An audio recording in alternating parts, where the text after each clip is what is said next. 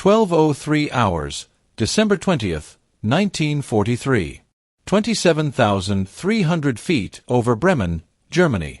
Outside air temperature, minus 60 degrees Celsius, minus 76 degrees Fahrenheit.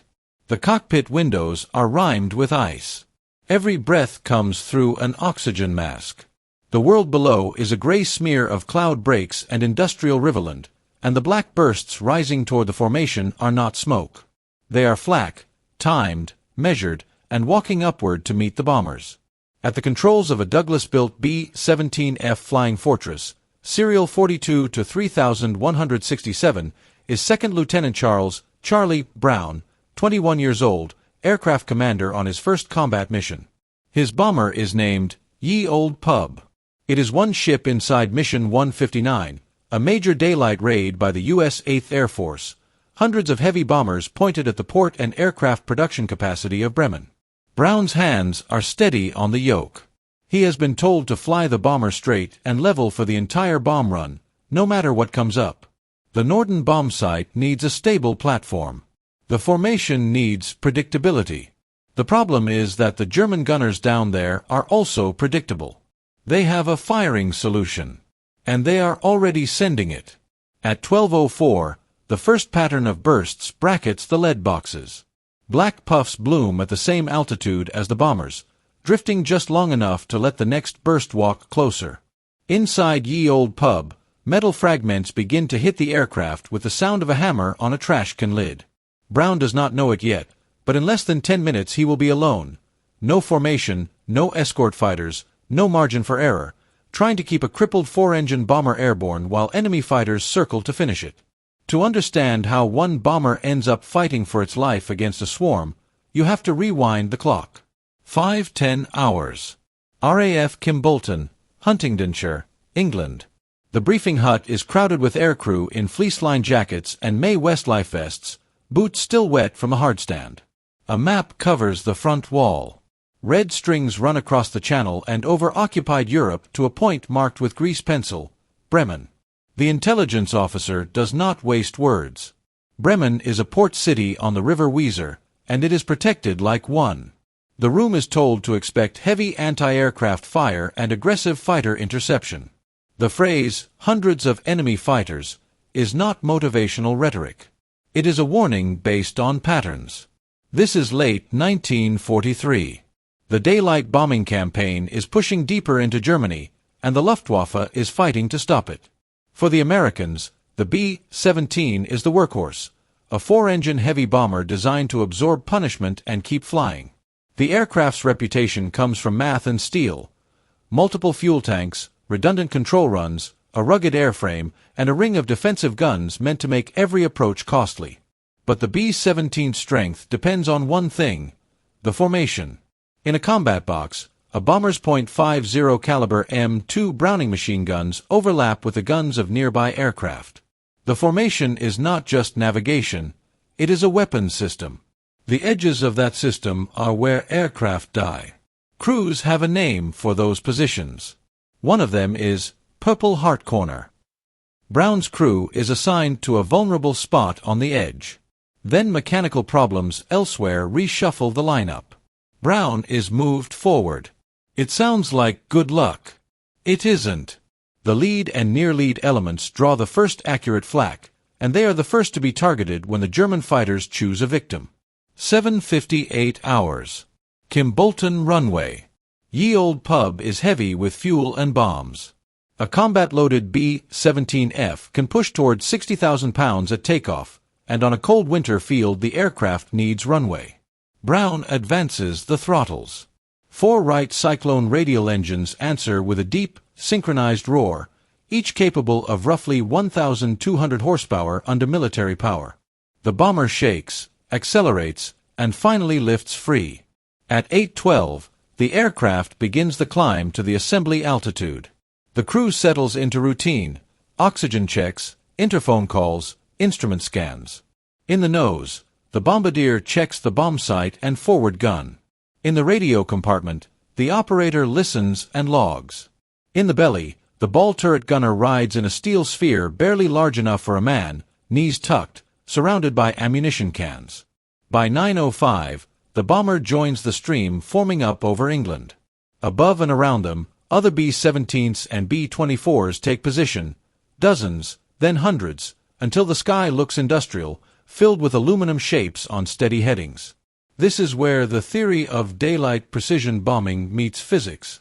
At these altitudes, the temperature is lethal. Metal contracts. Lubricants thicken. Gun mechanisms can freeze. Heated suits and gloves help, but nothing fully defeats -60 degrees Celsius. A bomber can carry 11.50 caliber guns in the B-17F configuration, but those guns still rely on working systems and functioning hands. At 9:47, the formation crosses the English coast. The North Sea stretches ahead. There is no place to land. If an engine fails now, the options collapse fast. 10:32 hours. Over the North Sea. Escort fighters are visible at the edges of the formation, single-engine shapes weaving and climbing to stay above the bombers. In 1943, escort is improving, but it is not complete. Range is still a problem. Fighters like the P-47 Thunderbolt can escort deep, but not all the way, not yet, not reliably. The bomber crews know there will be a segment of the route where they are effectively on their own. By 11:20, the coast of occupied Europe is behind them. The formation presses inland. Engines drone at a steady RPM. Oxygen masks stay on. Men watch the sky with the intensity of people waiting for a door to open. 11:57 hours. Initial point, IP, 4 Bremen. The bomb run begins. 10 minutes of straight flight, 10 minutes where evasive maneuvering is not allowed unless the aircraft is already dying. The altitude is held at about 27,300 feet. The bomb bay doors are ready. Brown keeps the aircraft in position while the bombardier prepares to take control of the airplane through the bomb site. At 12:01, Flak thickens into a disciplined wall. It does not look like random fire. It looks like geometry, bursts appearing in front of the lead elements, then at the same altitude, then slightly behind, as if the air itself is being patterned.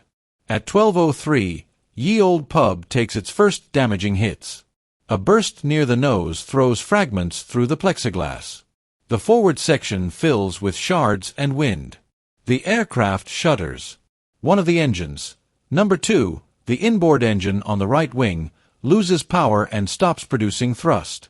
Another, number 4, the outboard right engine, begins to show signs of damage that force Brown to throttle it back to prevent overspeed.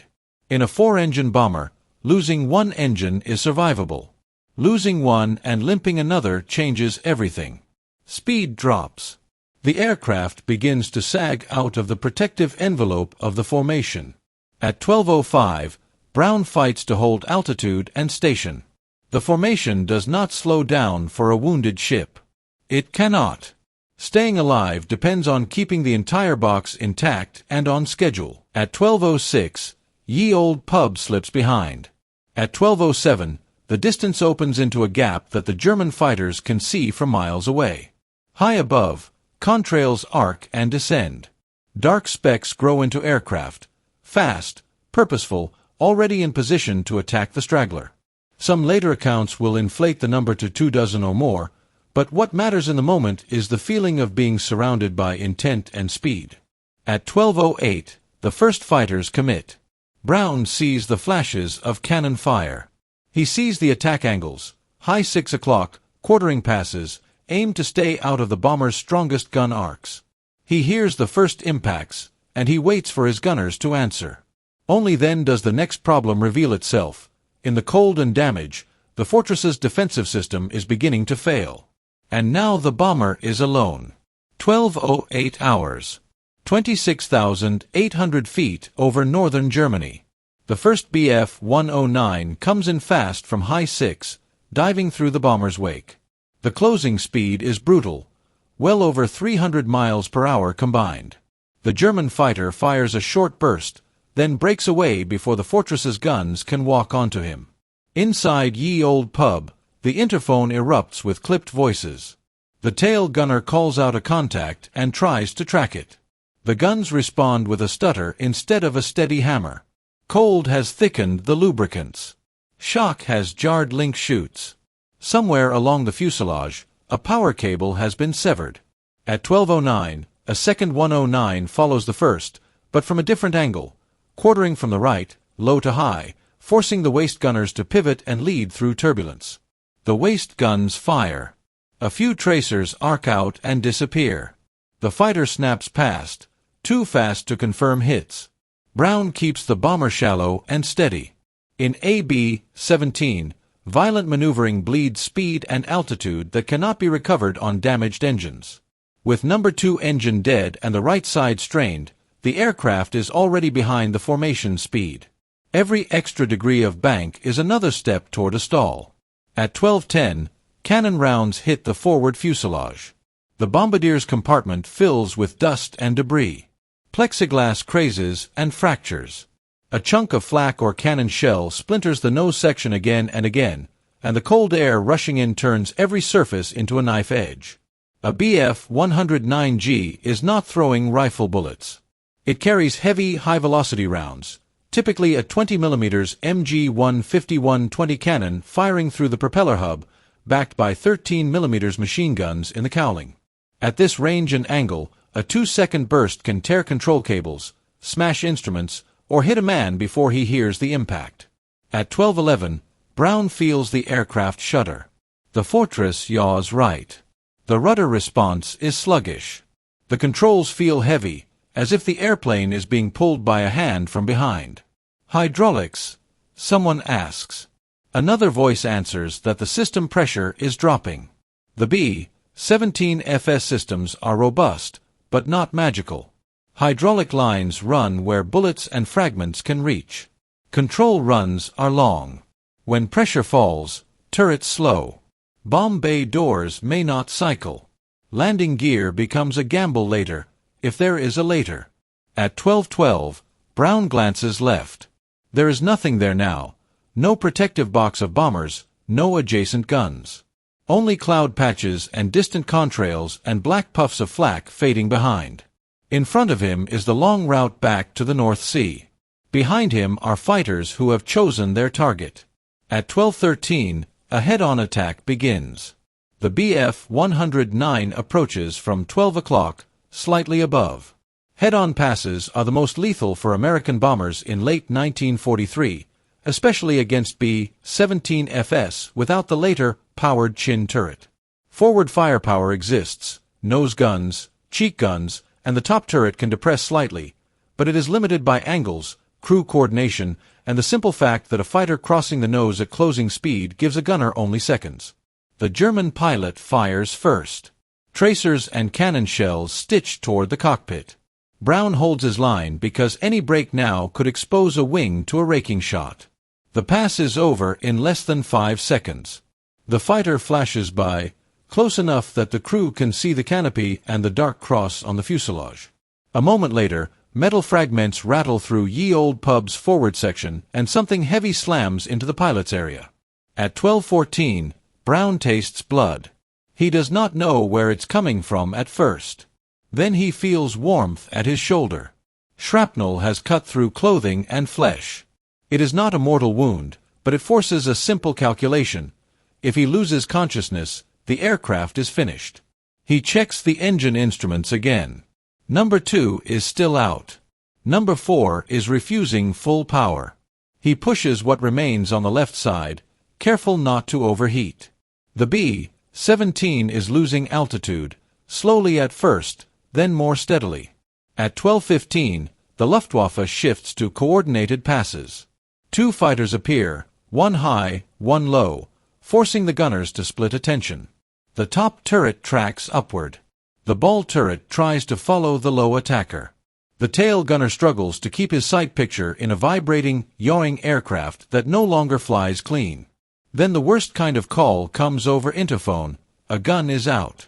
A jam is not a minor inconvenience in a defensive aircraft. It is a missing tooth in a circular saw. Each failed position opens a corridor the fighters can exploit. At 12:16, another burst hits the right wing route. Fuel lines are vulnerable there. A 17 can carry over 1,700 gallons of fuel distributed across wing tanks, and any leak at altitude becomes a vapor trail. Brown watches for fire. He sees none yet, but the smell of gasoline threads into the cockpit. The bomber drops through 25,000 feet. Oxygen masks remain on, but a damaged oxygen system can turn hypoxia into a silent killer.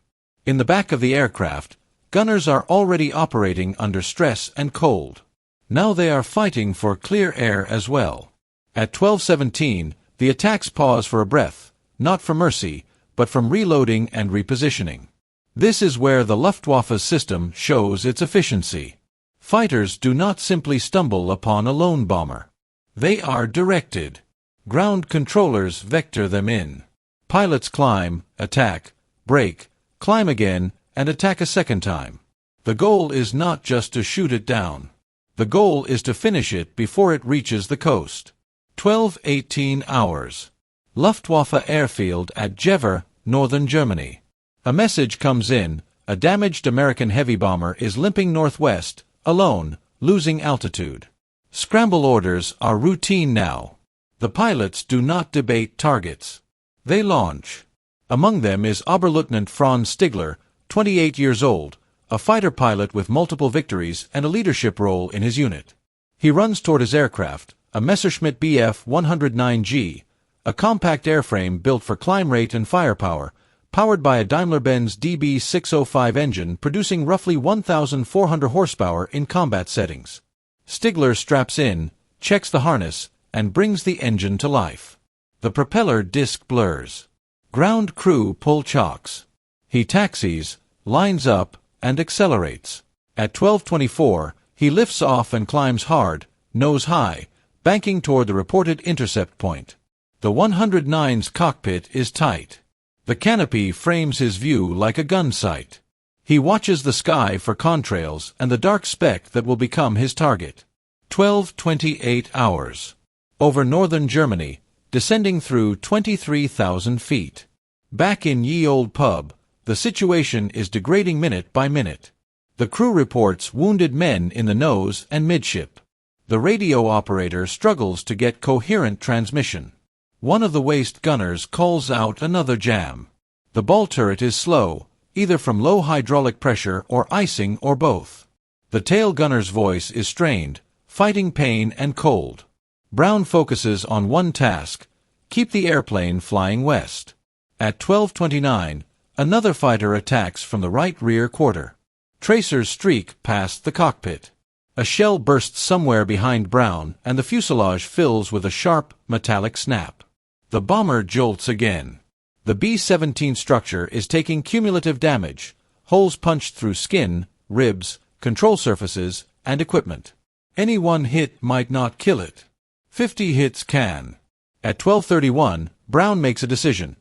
He trades altitude for speed, pushing the nose down slightly to prevent a stall and to keep the aircraft controllable. The Fortress drops through 22,000 feet, then 21,500.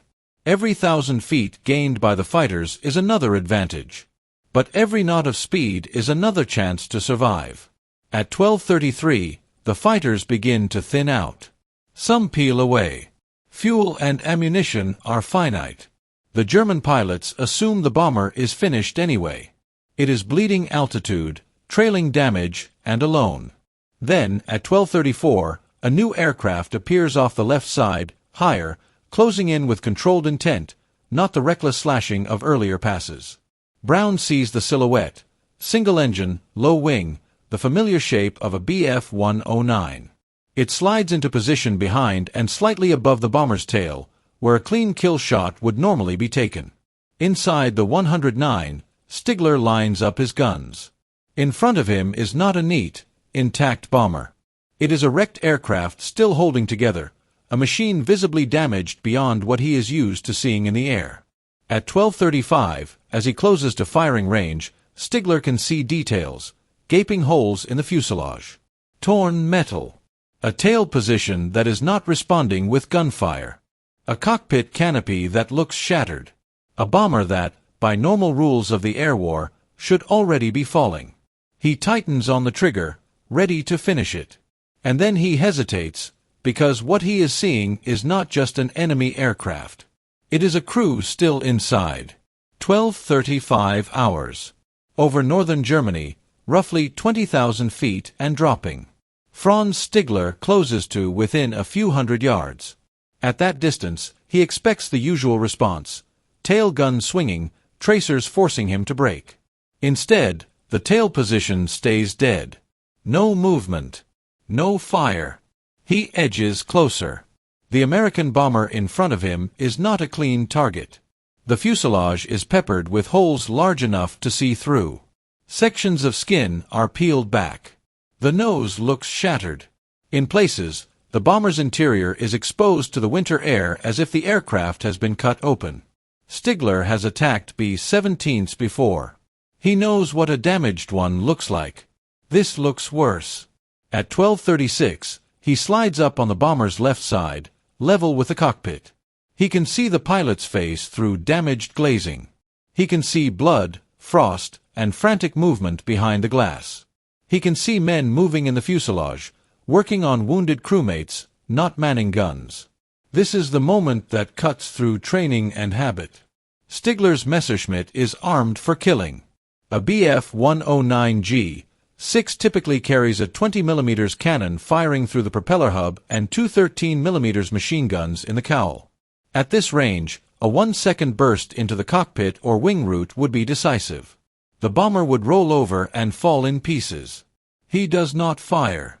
He remembers a line drilled into Luftwaffe pilots by commanders who still believed in limits: do not shoot a helpless man. A bomber with guns jammed, crew wounded, and control compromised is not a fair fight.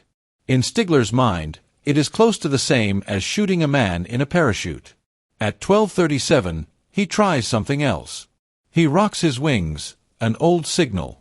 He points, then gestures, trying to communicate through canopy glass and distance. He wants the American to land, either at a German field and surrender or divert north toward neutral Sweden, where wounded men can be treated and the crew interned rather than killed. Inside Ye Olde Pub, Brown sees the fighter off his left side and makes the only assumption that has kept men alive in this war: it's a trick or it's a setup. He orders his remaining gunners to track the 109. A dorsal turret gunner swings onto Stigler and holds him in the sight, not firing, but ready. Brown keeps his bomber pointed west. At 12:38, Stigler realizes the Americans do not understand. He sees the top turret tracking him. He sees the tension in the bomber's movements. He sees a crew expecting a kill shot at any second. He stays with them anyway. This is not a safe choice. Luftwaffe pilots are not supposed to escort enemy aircraft. If German ground units see a fighter in close company with a bomber, they may assume the fighter is controlling the target. If another German fighter sees it, they may open fire. If Stigler is reported, the consequences can be severe. But he also understands something practical. A lone crippled bomber over Germany is not going to survive much longer without help. And the only help available in that sky is the fighter beside it. 12:40 hours. Westbound, descending through 19,000 feet. Brown fights the aircraft continuously. With one engine dead and another limited, the B-17 needs careful trim and constant correction. The bomber is no longer a stable gun platform. It is a wounded machine trying to stay level. The crew checks what they can. Oxygen lines are questionable. Hydraulics are weak. Ammunition is expended in some positions, and at least one gun is confirmed jammed.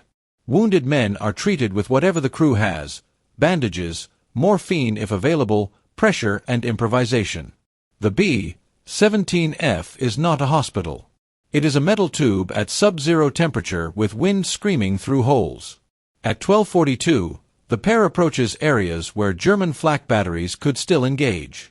Bremen itself is behind them now, but the air defense system is layered: coastal guns, batteries near key routes, and units that will fire at anything that looks like an enemy silhouette.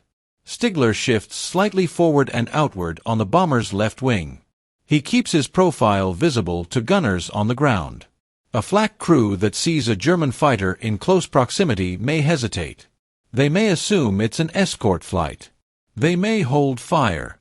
This is not guaranteed protection. It is a calculated risk. At 12:44, Brown sees it. The 109 is not attacking. It is pacing him. It is flying position like a wingman. Brown does not relax. He cannot. The moment he makes the wrong assumption is the moment the fighter rips into his cockpit. So he holds course, holds speed, and keeps the dorsal turret aimed, ready to warn, ready to shoot if the German turns. 12:47 hours. Approaching the German coast. The sky ahead begins to change. The land gives way to lighter cloud and a faint horizon line. The bomber's altimeter sinks through 18,000 feet. The engines that remain are strained but running. Stigler looks ahead to the coast and makes his own calculation. If the bomber reaches open water, German flak becomes less of a factor. If it reaches the North Sea, German fighters have less room to operate without risking fuel and navigation. The bomber might still ditch. It might still break up. But it will have a chance. At 12:49, he moves closer again, almost a beam of the cockpit, to give a final set of signals. He points outward, then to the north, again the idea of Sweden. Brown's response is simple. He keeps flying west. Stigler sees the refusal for what it is, determination, and perhaps fear. He cannot change it. 12:52 hours. The coastline. The bomber reaches the edge of Germany. Below, the winter sea is slate gray. The wind over the water kicks up a low texture of waves. For Brown, this is not safety. It is another danger. If the aircraft loses power now, it will ditch in freezing water with slim odds of survival. But it is also the first moment since Bremen where the horizon looks like a way out.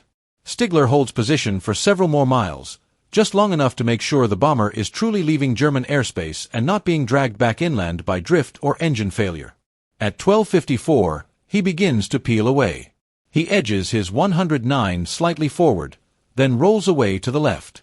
Before he departs, he gives a final gesture, commonly described later as a salute. In the cockpit of Ye Olde Pub, men watch him go, still unsure whether they have just been spared or delayed. Then the 109 turns back toward the continent and disappears into haze.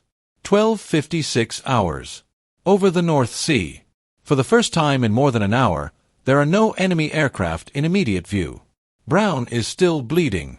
The aircraft is still damaged. The crew is still working wounded men. The bomber still has hundreds of miles to fly, about 250 miles of open water and English coast beyond it. At 12:58, Brown checks his instruments again and forces the next step of the mission into existence. Navigation, engine management, and simply keeping the wings level long enough to reach land. The fortress has proven one part of its name already, its ability to absorb punishment and continue. The second part, the part that matters now, is whether it can bring the crew home. The bomber drones west into winter cloud, alone again, but this time, with the memory of a German fighter off its wing and the hard, cold distance still ahead. 13:04 hours. Over the North Sea, westbound. The water below is a hard, rippled sheet of gray. The sky above is layered cloud with thin breaks that show nothing useful, no landmarks, no coastline, no guarantee. In Ye Olde Pub, the crew has stopped counting enemy aircraft and started counting minutes. Brown keeps the bomber low enough to conserve what the engines can still give, but high enough to avoid an immediate ditching if one coughs. With heavy structural damage and systems failing, the B-17 is no longer a four-engine bomber in the way the manuals describe. It is a glider with engines attached, one strong, one weak, and two that have already betrayed the crew once today. Post-mission damage assessment will later clarify what the crew only felt in a moment. Number 2 engine was knocked out. Number 4 was damaged and had to be throttled back. Number 3 was hit and could produce only partial power. At 13:12, Brown checks fuel flow and cylinder head temperatures, trying to keep the remaining engines inside a narrow band. Too little power and the bomber sinks. Too much and the engines overheat or fail. B-17's right cyclone radials can take punishment, but they do not forgive abuse, especially not after Flak has punched holes through cowlings and control lines.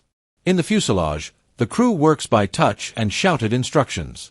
Wounded men are wedged into whatever shelter exists from the airflow ripping through torn skin. The tail gunner is gone. Others are wounded or struggling to stay functional in the cold. The B-17's promise, durability, comes with a cruel condition. It keeps you alive long enough to feel everything. 1321. The English coast is still not visible. The North Sea is long, and in winter it looks endless. Brown keeps the compass heading steady and refuses the temptation to chase cloud breaks that might be nothing. 1334. The bomber's vibration changes, subtle, but unmistakable to a pilot.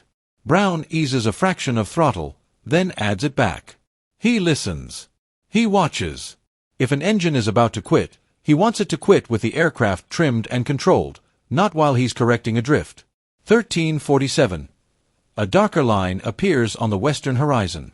At first it could be another cloud shelf. Then it holds its shape. Then it grows. Land. It is not home yet, but it is a place where a ditching becomes a crash landing, and a crash landing becomes a rescue. About 1410 hours. East Anglia, England. The B-17 crosses the English coastline, still wounded, still loud, still barely organized enough to fly. The crew is out of the fight, but not out of danger. A damaged aircraft does not become safe because it has reached friendly territory. It becomes complicated. Brown needs an airfield, any runway long enough, any tower that can clear him in. His own base is farther. His aircraft is weaker than his fuel gauges suggest because leaks and damaged tanks lie. He looks for the nearest option. The bomber turns toward RAF Seething, a station in Norfolk used by the U.S. 8th Air Force. About 1420. Brown begins the approach. The B-17 systems are still compromised, hydraulic pressure has been damaged, and control response has been uncertain since Bremen. A normal landing profile is not possible. He brings the Fortress in carefully, managing airspeed with what power remains, holding the nose steady with damaged control surfaces, and refusing any last-second correction that might tip the aircraft into a stall. On final, the runway rushes up. The bomber settles hard, because it has to. Tires hit, then the weight comes down unevenly, then the aircraft rolls out with a wounded shudder, and Brown holds it straight until it slows to a survivable speed. The moment the Fortress stops, the mission ends for the crew, but the story is only beginning. 1505 hours. Debriefing room, RAF Seething. A crew chief and medical personnel meet the aircraft. Wounded men are moved first. Then the aircraft is inspected. Only now do the full contours of the damage reveal themselves. Holes through fuselage sections, control surfaces torn, systems severed, guns dead, and evidence of how close the aircraft came to disintegrating. Brown reports what happened. Flak, fighters, the lone Bf-109 that escorted them out. In any other war, this would be recorded, analyzed, and used as proof of enemy weakness or friendly luck. In this war, it triggers a different response. The crew is told to keep quiet. The incident is treated as sensitive, classified and buried in routine. Years will pass before Brown fully understands why. A story like this can cause hesitation, doubt, and questions in a war that demands certainty. And on the other side of the lines, Stigler stays silent for the opposite reason. In Nazi Germany, failing to finish an enemy aircraft is not mercy. It is disobedience with lethal consequences. Stigler never files a proud report. He returns to base and locks the act away.